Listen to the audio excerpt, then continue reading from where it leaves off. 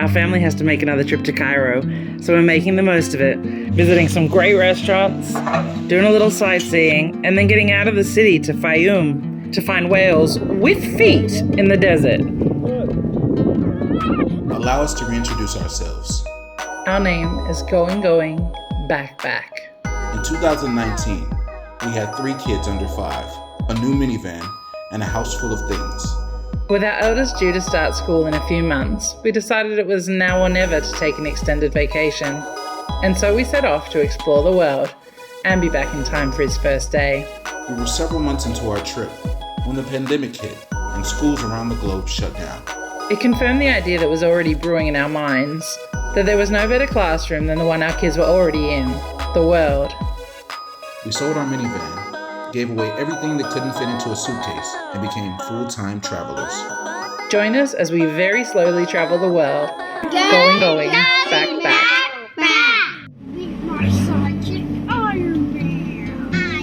Why are you recording us? We caught the day train from Luxor to Cairo. It's a long journey, anywhere from 12 to 15 hours, but it's cheap, less than $15 per person in first class, and I quite enjoy the views of the Egyptian countryside.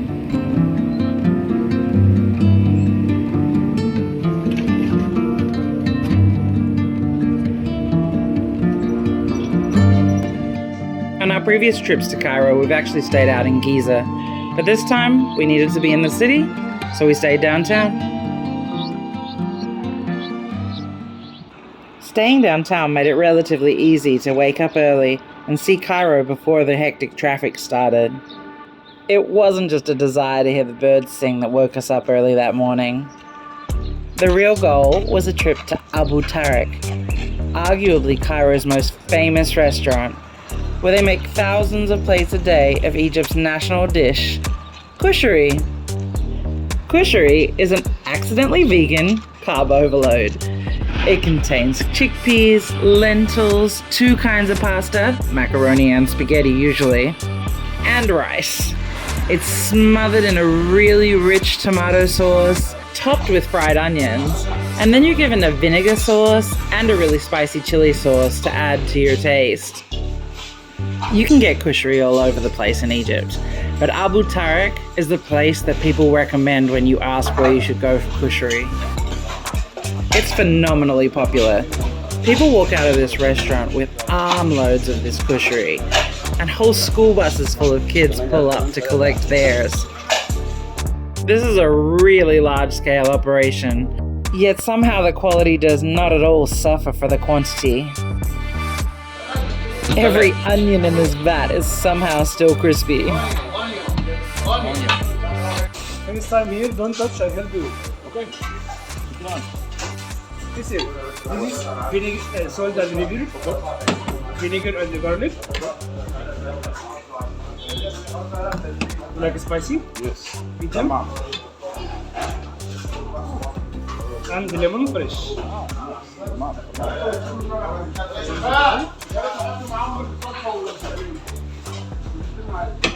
Fried onion. You're welcome. Beautiful. Bon appetit. Kushari, live in Egypt. Abu Tarek.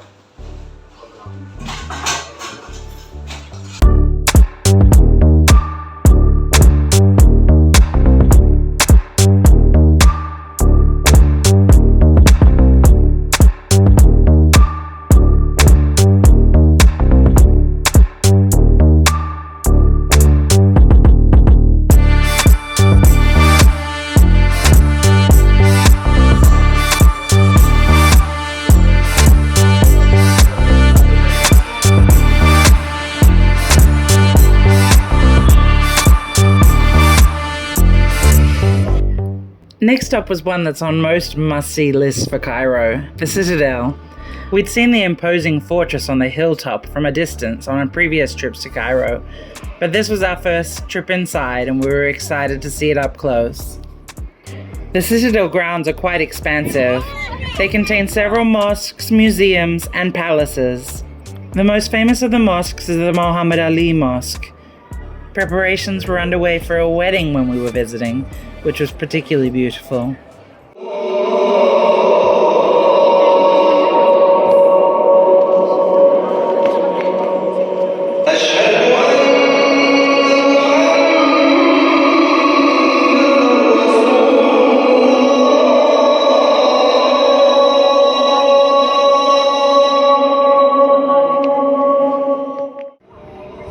The sounds of the prayers from within this mosque are really amazing. You'll also get an incredibly expansive view over Cairo from here. Our next stop was one we visited a few times before and always enjoy, the Egyptian Museum. With the Grand Egyptian Museum, or GEM, set to open soon in Giza, you may be tempted to skip this museum. Our advice? Don't. Next up, we visited Egypt's only vegan restaurant that's not a kushari place, Vegan in Our House at the Pearl Hotel. And then we were off on the next part of our adventure to Faiyum. The Faiyum Oasis is about 100 kilometers south of Cairo. We took a private car. It's quite a large area, but we were headed for one small village, Tunis. Tunis is quite a popular destination for people looking to escape Cairo for the weekend. And so if you're visiting on a weekend, do book things in advance. We booked last minute and options were limited. One place we thought looked really lovely was Dika. We didn't stay there, it was full, but we ate in their restaurant a couple of times and explored the grounds. Most of the produce used in their restaurant is grown on site on their farm, and they also allow guests to come into the farm, pick fresh herbs and vegetables, and take some of them home. I can really see how, if you were living in a big city like Cairo, this would feel like a real refuge and treat. And we can attest to the freshness of the food that came out of this garden.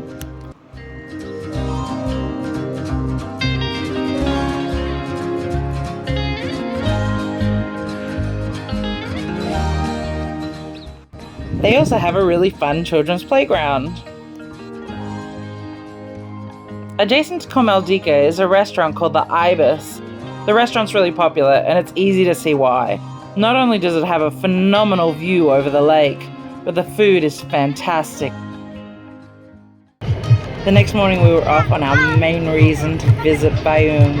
We were heading into Wadi Al Rayan, and within it, Wadi Al Hitan, or Whale Valley.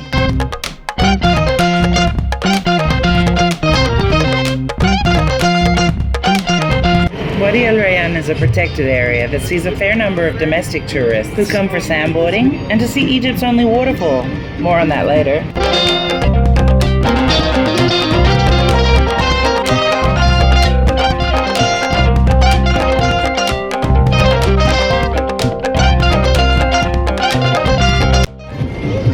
We hired a four-wheel drive with a driver for the day, which is really the best way to see this area. And wherever you're staying, in Tunis or Faiyum, should be able to help you organize this.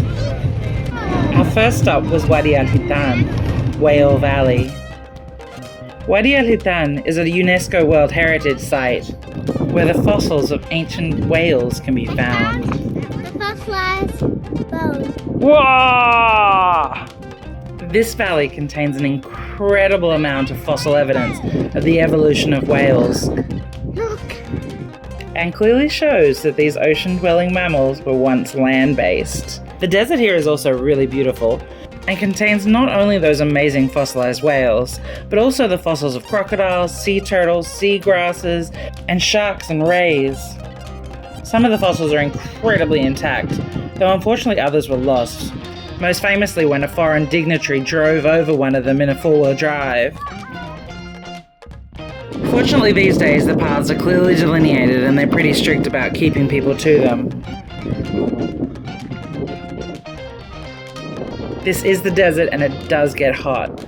Arrive early in the morning, as you'll be doing a fair amount of walking. There is a cafe on site if you run out of water. Gigi! Quick, catch up! Whoa, she's so fast!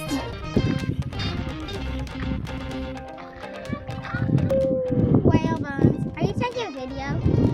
How old are the whale bones? Really old. Really old. 13.7 million years old. Wow. Billion. No, I'm gonna go with million. that's Earth. There's a fair bit of area to cover, especially if you have little legs. But fortunately, there's a few points where you can loop back to the start if you need to. Next to the car park is a great little museum that unfortunately I didn't take any video of. In here, you'll find some really impressive whale fossils and really clearly see evidence of those teeny little legs that they couldn't walk on. After the museum, we headed out of Wadi Al Hitan and back into Wadi Al Rayan, the greater protected area around it. It was time for some sandboarding. You gotta push yourself along a little bit until it catches.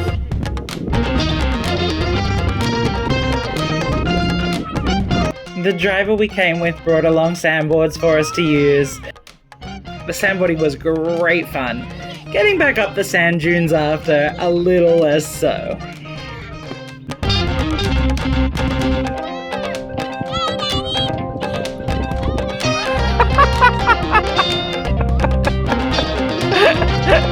A bit of sand on your board, mate. Yeah!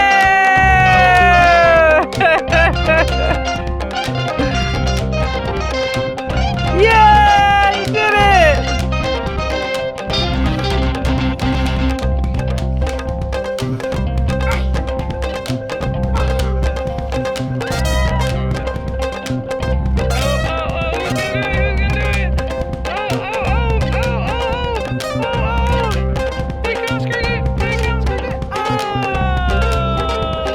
Our 3-year-old didn't get on the board much, but she found her own fun. There were a few other cars around, but we had more than enough space to feel like we could enjoy ourselves without being crowded.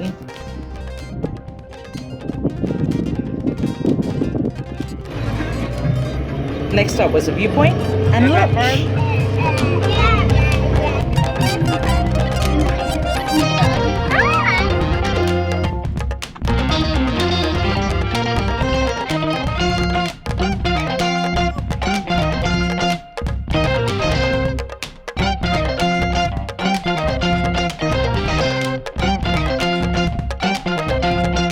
The driver prepared our meal on the spot, so it was hot and fresh. Our family are plant-based and they accommodated us so beautifully. We had rice, a potato dish, a salad, and hot tea.